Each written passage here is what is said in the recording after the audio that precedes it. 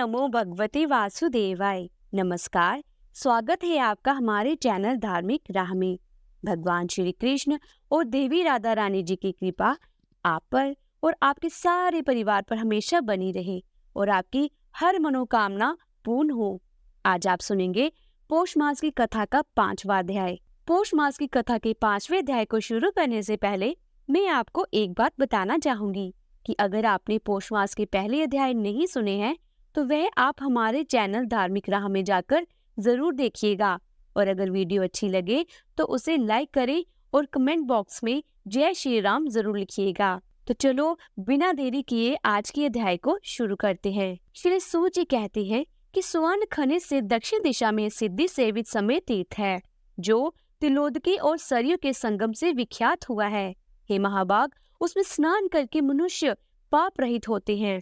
10 अश्वमेध यज्ञ का अनुष्ठान करने से जो फल प्राप्त होता है वह धर्मात्मा पुरुष नियम पूर्वक उसमें स्नान करके प्राप्त कर लेते हैं। जो मनुष्य वहाँ वेदों के पारगामी विद्वान ब्राह्मण को स्वर्ण आदि दान देते हैं वे उत्तम गति को प्राप्त करते हैं। भादो मास के कृष्ण पक्ष की अमावस्या तिथि को वहाँ की यात्रा शुरू होती है। मतलब वैसे तो कभी भी वहाँ जा सकते हैं, लेकिन हर तीर्थ की कुछ विशेष तिथियां होती हैं जिन तिथियों पर उस देश में अगर हम जाते हैं, स्नान करते हैं, दान देते हैं या फिर पूजा करते हैं तो उसका फल बहुत अधिक प्राप्त होता है। तो जी आगे कहते हैं कि भगवान श्री रामचंद्र जी ने दूसरे समुद्र की भांति उस नदी का निर्माण किया था।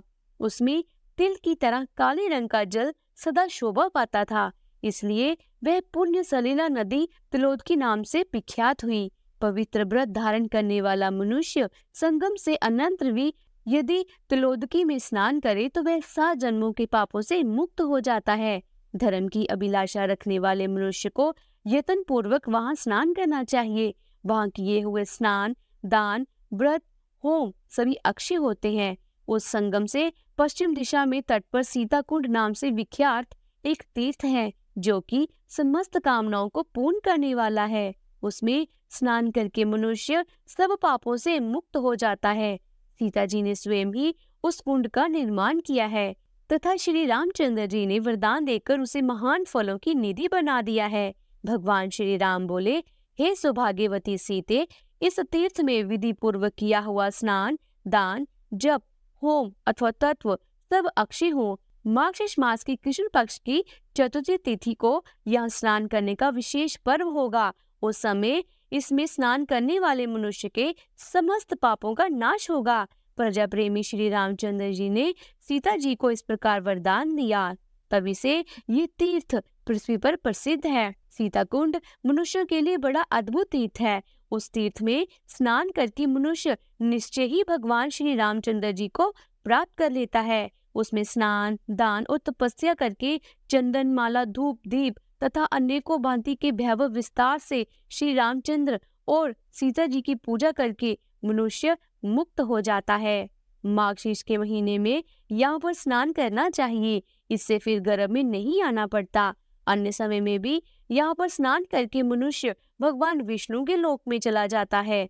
भगवान विष्णु हरि के पश्चिम दिशा में चक्रहरि नाम से प्रसिद्ध श्री विष्णु निवास करते हैं जो समस्त मनोवांछित फलों को देने वाले हैं। बुद्धिमानों में श्रेष्ठ विद्वान पुरुष भी चक्रहरि की महिमा का वर्णन नहीं कर सकते। वहां से पश्चिम हरि स्मृति नाम से प्रसिद्ध भगवान विष्णु का परम पवित्र मंदिर है जो परमार्थिक फल देने वाला है। उसके दर्शन मात्र से मनुष्य सब पापों से मुक्त हो जाता है। चक्रहरि और हरि स्मृति, इन दोनों के दर्शन से मनुष्य इस पृथ्वी पर जितने पाप करते हैं उन सब का नाश हो जाता है। पूर्व काल की बात है, देवताओं और असुरों में बड़ा भयंकर संग्राम हुआ। वरदान के मंद में उन्मुक्त हुए असुरों ने उस युद्ध में देवताओं को परास्त कर दिया। देवता भागने लगे, तब भगवान शंकर ने उनका अगवा बनाकर उन्हें रोका और ब्रह्मा जी को आगे करके सब लोग क्षीर सागर पर गए।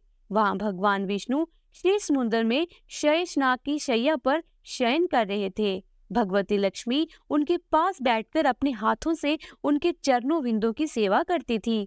नारद आदि श्रेष्ठ मुनि भगवान के गुण और गौरव का उच्च स्वर में जप कर रहे थे और गरुड़ जी उनके सामने खड़े होकर निरंतर हाथ जोड़े उनकी स्तुति करते थे। क्षीर सागर के जल से उड़ती हुई तरंगों के कारण भगवान के पीताम्बर में जल की कुछ छींटे पड़े हुए थे। नक्षत्र समुदाय के समान प्रकाशमान उज्जवल हार भगवान के वक्षस्थल की शोभा बढ़ा रहे थे। उनके कटे प्रदेश में पीताम्बर शोभामान थे। मुख पर मुस्कान की छटा छा रही थी। भगवान एक अद्भुत भाव से भावित थे। कानों में मोती से जड़े हुए दिव्य एवं स्थूल कुंडल पहने हुए थे। श्वेत दीप की स्वच्छ रत्न में लता से भगवान ने धारण कर रखी थी। मस्तक पर किरीट और हाथों में पद्मराज मणि के बलाई सुशोभित थी। भगवान शंकर ने विनीत भाव से संपूर्ण देवताओं के साथ उस समय भगवान की शरण ली और एकाग्रित होकर स्तवन किया। भगवान शिव बोले, जो संसार समुद्र से तारने वाले और गरुड़ जी को सुख देने वाले हैं, घनीभूत मुंह अंधकार का निवारण करने के लिए चंद्र स्वरूप उन भगवान श्री हरि को नमस्कार है। जहाँ ज्ञानमयी मणि को प्रज्वलित शिखा प्रकाशित होती है तथा जो चित्त में भागवत संग रूपी सुधा की वर्षा करने वाली चंद्रिका के तुल्य है, मानस के उद्यान में जो प्रवाहित होती है, उस भगवत रूपी मंदाकिनी की मैं शरण लेता हूँ। वह लीला पूर्वक उत्साह शक्ति को जागृत करने वाली तथा संपूर्ण जगत में व्याप्त है। सात्विक भावों की पूर्व कोटि है, उसे ही वैष्णवी शक्ति कहते हैं। हवा से हिलते हुए कमल दल के पर्व के भीतर रहने वाली पतंगशील जंतुओं की भांति पतन के गर्त में गिरने वाली प्राणियों को स्थिरता देने वाली एकमात्र श्री हरि की स्मृति ही है। हृदय कमल की कालिका को विकसित करने वाली ज्ञान रूपी किरण मालाओं से मंडित सूर्य स्वरूप आप भगवान को नमस्कार है। योगियों की एकमात्र गति आप स्वयं श्री हरि को नमस्कार है। तेज और अंधकार दोनों से पर विराजमान आप परमेश्वर को नमस्कार है। आप यज्ञ स्वरूप भविष्य के उपभोक्ता तथा रिक्त एवं सामदेव स्वरूप है, आपको नमस्कार है। भगवती सरस्वती के द्वारा गाए जाने वाली दिव्य सद्गुणों से विभूषित आप भगवान विष्णु को नमस्कार है। आप शांत स्वरूप धर्म की नीति एवं अमृत आत्मा है, आपको नमस्कार है। आप साधक की योग की प्रतिष्ठा तथा जीव के एकमात्र हेतु है, आपको नमस्कार है। आप गौर स्वरूप माया की विधि तथा सहस्त्र मस्तक वाले हैं, आपको नमस्कार है। आप योग निद्रा स्वरूप होकर शयन करते और अपने नाभि कमल से उत्पन्न संसार की सृष्टि रचते हैं, आपको नमस्कार है। आप जल स्वरूप एवं संसार की स्थिति के कारण हैं, आपको नमस्कार है। आपके कार्य द्वारा आपकी शक्ति का अनुमान होता है।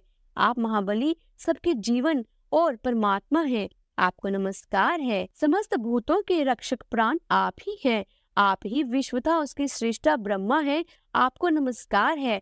आप नरसिंह शरीर धारण करके तर्पयुक्त होकर दैत्य का संहार करने वाले हैं, आपको नमस्कार है।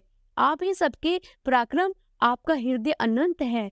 आप संपूर्ण संसार के भाव को ग्रहण करने वाले हैं, आपको नमस्कार है। आप संसार के कारण रूप अज्ञान रूपी घोर अंधकार का नाश करने वाले हैं, आपका धाम अचित्य है, आपको नमस्कार है। आप गुण रूप से स्थित तथा अतीत उद्वेग कारक रुद्र हैं, आपको नमस्कार है। आप शांत हैं, जहाँ समस्त उर्मियां शांत हो जाती है, ऐसे केवल पद को देने वाले हैं, संपूर्ण भाव पदार्थों से परे तथा सर्वमय हैं, आपको नमस्कार है। जो नील कमल के समान श्याम और चमकते हुए केसर के समान सुशोभित कौस्तुभ मणि धारण करते हैं तथा नेत्रों के लिए रसायन के स्वरूप हैं, ऐसे आप भगवान विष्णु को मैं प्रणाम करता हूँ। इस प्रकार स्तुति करने पर प्रसन्नचित्त वरदायक भगवान ने गरुड़ ध्वज ने कृपा युक्त होकर संपूर्ण देवताओं पर अपनी सुधा वर्षी दृष्टि से अमृत की वर्षा की और विनीत देवताओं से ये मधुर वचन में कहा कि हे देवताओं, मैं ध्यान से तुम्हारा सारे अभिप्राय जान गया हूँ। मैं इस समय अयोध्या नगर में जाकर तुम्हारे तेज की वृद्धि और व्यक्तियों के उपद्रव की शांति के लिए गुप्त रहकर उत्तम तप का अनुष्ठान करूंगा। तुम लोग भी शुद्ध चित्त होकर अयोध्या में जाकर दैत्यों के विनाश के लिए तीव्र तपस्या करो। ऐसा कहकर भगवान गरुड़ वाहन अंतर ध्यान हो गए। उन्होंने अयोध्या में आकर गुप्त रहकर देवताओं के तेज की वृद्धि के लिए शीघ्र उत्तम तपस्या प्रारंभ की। इसलिए वह गुप्त हरि के नाम से प्रसिद्ध हुए। जहाँ पहले आए हुए भगवान विष्णु के हाथ से सुदर्शन चक्र छूटकर गिरा था, चक्र हरि के नाम से भगवान की प्रसिद्धि हुई। उन दोनों के दर्शन मात्र से मनुष्य सब पापों से मुक्त हो जाता है। भगवान श्री हरि के प्रभाव से देवता प्रबल तेजस्वी हो गए। उन्होंने युद्ध में दैत्यों को परास्त करके अपना स्थान प्राप्त कर लिया और परम आनंद युक्त होकर भी अतिशय शोभा पाने लगे। तत्पश्चात बृहस्पति आदि सभी देवताओं ने भगवान को प्रणाम किया और उनके दर्शन के लिए उत्कंठित हो गए। सूर्य जी आगे कहते हैं कि वहां पुनः प्रणाम करके हाथ जोड़कर एकाग्रता से श्री हरि का ध्यान करते हुए उन्हें मैं तन्मय हो गए। तब भगवान विष्णु ने उनसे कहा कि देवताओं, मैं इस समय तुम्हारी कौन सी इच्छा पूर्ण करूं? तब देवता बोले कि हे जगतपति, इस समय आपके द्वारा हमारा सब कार्य सिद्ध हो गया है, तथापि हमारी रक्षा के लिए आपको सदैव यही रहना चाहिए। श्री भगवान बोले कि देवताओं, ये कथा संसार में प्रसिद्धि को प्राप्त होगी। समस्त प्राणियों में श्रेष्ठ जो पुरुष यहाँ उत्तम भक्ति से पूजा, यज्ञ और जप आदि का अनुष्ठान करता है, वह परम गति को प्राप्त होता है। जो जितेंद्रिय मानव अपनी शक्ति के अनुसार जहाँ दान करता है, वह अनुपम स्वर्ग लोक में पड़कर फिर कभी शोक नहीं करता। यहाँ मेरी प्रसन्नता के लिए शुद्ध चित्त से गोदान करना चाहिए। जो मेरी भक्ति में तत्पर होकर या आत्मा शुद्ध के लिए स्नान करते हैं, उनकी मुक्ति उनके हाथ में ही है। भगवान चक्रहरि के स्थान पर मेरी प्रीति के लिए प्रयत्न पूर्वक उत्तम दान और जप, होम आदि करना चाहिए। हे श्रेष्ठ देवताओं, तुम भी यहाँ विधान से यात्रा करो। इस गुप्त हरि के स्थान के निकट ही शुभ संगम है, जहाँ गोप्रतार घाट से 3 जोजन पश्चिम घाघरा नदी से सरयू का संगम हुआ है। वहाँ विधि पूर्वक स्नान करके समस्त मनोरथों की सिद्धि करने वाले भगवान गुप्त हरि का दर्शन करना चाहिए। ऐसा कहकर पीतांबरधारी भगवान विष्णु वही अंतर ध्यान हो गए। देवता भी विधि पूर्वक यात्रा करके यत्न पूर्वक अयोध्या में ही रहने लगे। तब से यह स्थान पृथ्वी में विख्यात हो गया। कार्तिक मास की पूर्णिमा को विशेष रूप से यहाँ की वार्षिक यात्रा होती है। वहाँ संगम स्नान करके भगवान गुप्त हरि का दर्शन किया जाता है। तब प्रसाद सरयू और घाघरा को मिले हुए जल के तट पर 2 प्रकार तीर्थ में स्नान करके संपूर्ण कामनाओं को देने वाले भगवान की पूजा करनी चाहिए। मार्गशीर्ष मास की शुक्ल पक्ष की द्वादशी तिथि को चक्रहरि की यात्रा करनी चाहिए। जो इस प्रकार यात्रा करता है, वह भगवान विष्णु के लोक में आनंद का अनुभव करता है। बोलिए श्री रामचंद्र भगवान की जय, सीता मैया की जय। इसके आगे का वृत्तांत आप कल की कथा में सुनेंगे। और अब आप सुनेंगे सीता माता की नित्य नेम की कहानी, जिसे सुनने मात्र से ही घर में अन्न और धन के भंडार भर जाते हैं। इस कहानी के बारे में एक पुरानी कथा है कि इस कहानी को माता सीता कहा करती थी और श्री राम भगवान जी इसे सुना करते थे। पर एक दिन श्री राम भगवान को किसी काम के लिए बाहर जाना पड़ गया, तो सीता माता कहने लगी कि भगवान, मेरा तो 12 वर्ष का नित्य नियम अर्थात नित्य नियम है। अब आप बाहर जाएंगे तो मैं अपनी कहानी किसे सुनाऊंगी? भगवान श्री राम ने कहा कि तुम कुएं की पाल पर जाकर बैठ जाना और बाहर जो भी औरतें पानी भरने आएंगी उन्हें अपनी कहानी सुना देना। सीता माता ने ऐसा ही किया और कुएं की पाल पर जाकर बैठ गईं। इस समय एक स्त्री उस कुएं पर पानी भरने आई। उसने रेशम की जरी की साड़ी पहन रखी थी और सोने का घड़ा ले रखा था। सीता माता ने उसे देखकर कहा कि बहन, मेरा 12 वर्ष का नित्य नियम सुन लो। पर वह स्त्री बोली कि मैं तुम्हारे नित्य नेम सुनूंगी तो मुझे घर जाने में बहुत देरी हो जाएगी और मेरी सास मुझसे लड़ेगी। उसने कहानी नहीं सुनी और घर चली गई। तब घर जाते समय उसकी रेशम की जरी साड़ी सारी फट गई और सोने का घड़ा मिट्टी के घड़े में बदल गया। सास ने जब देखा तो पूछा कि ये किसका दोष अपने सिर पर लेकर आ गई बहू?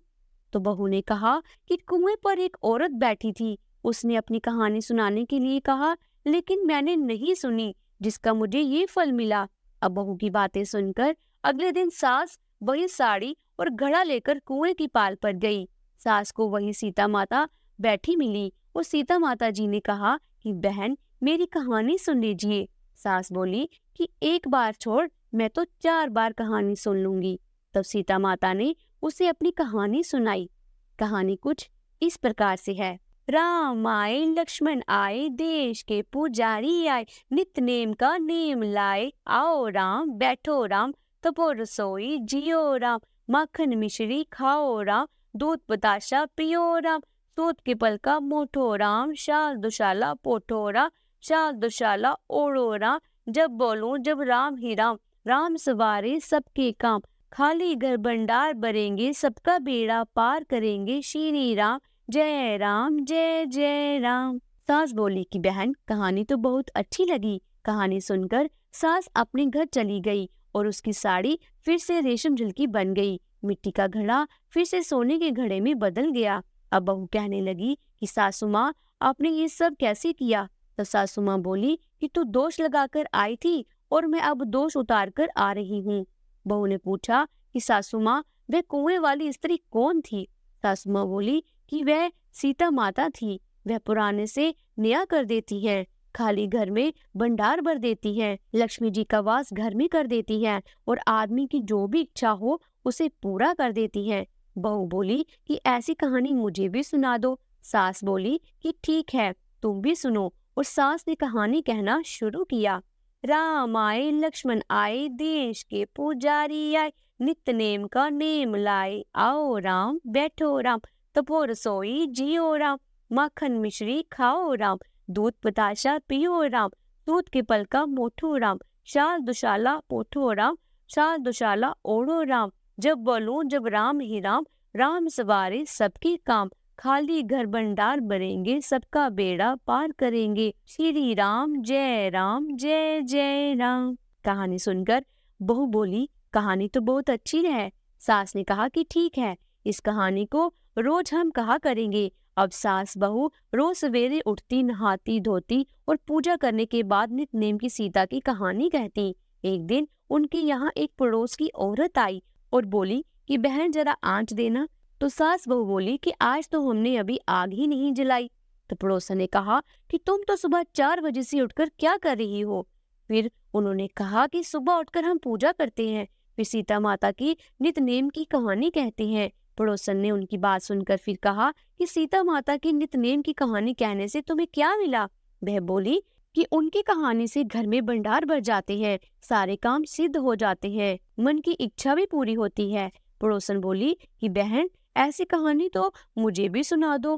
पड़ोसन बोली कि बहन ऐसी कहानी तो मुझे भी सुना दो। फिर वह बोली कि ठीक है, तुम भी ये कहानी सुन लो। राम आए लक्ष्मण आए, देश के पुजारी आए, नित्य नेम का नेम लाए, आओ राम बैठो राम, तपी रसोई जियो राम, माखन मिश्री खाओ राम, दूध बताशा पियो राम, सूत के पल का मोठो राम, शाल दुशाला पोठो राम, शाल दुशाला ओढ़ो राम, जब बोलूं जब राम ही राम, राम सवारे सबके काम, खाली घर भंडार भरेंगे, सबका बेड़ा पार करेंगे, श्री राम जय जय राम। अब सारी कहानी सुनने के बाद पड़ोसन कहने लगी कि बहन कहानी तो मुझे बहुत अच्छी लगी। अब वह पड़ोसन भी नित्य नेम सीता माता की कहानी कहने लगी। कहानी कहने से सीता माता ने पड़ोसन के भी भंडार भर दिए। अब तो पूरे मोहल्ले में सीता माता की नित्य नेम की कथा चल पड़ी। हर किसी की मनोकामना पूरी होने लगी। हे सीता माता, जैसे आपने उनके भंडार भरे, वैसे ही आप हमारे भी भंडार भरना। कहानी सुनने वाले के या कहानी कहने वाले के और अहंकारा भरने वाले सबके भंडार भर देना। उत्तर प्रदेश, बिहार, हिमाचल प्रदेश और हरियाणा के कुछ क्षेत्रों में आज भी ये कथा सीता जयंती पर सुनी जाती है। आपको आज की वीडियो कैसी लगी कमेंट बॉक्स में जरूर बताइएगा। और अगर वीडियो अच्छी लगी हो तो उसे लाइक करें और कमेंट बॉक्स में जय सिया राम जरूर लिखिएगा। और अगर आप चैनल पर पहली बार आए हैं तो चैनल को सब्सक्राइब करें और बेल आइकन के बटन को प्रेस कीजिएगा। जल्द ही मिलती हूँ अगले अध्याय के साथ। तब तक के लिए राधे राधे।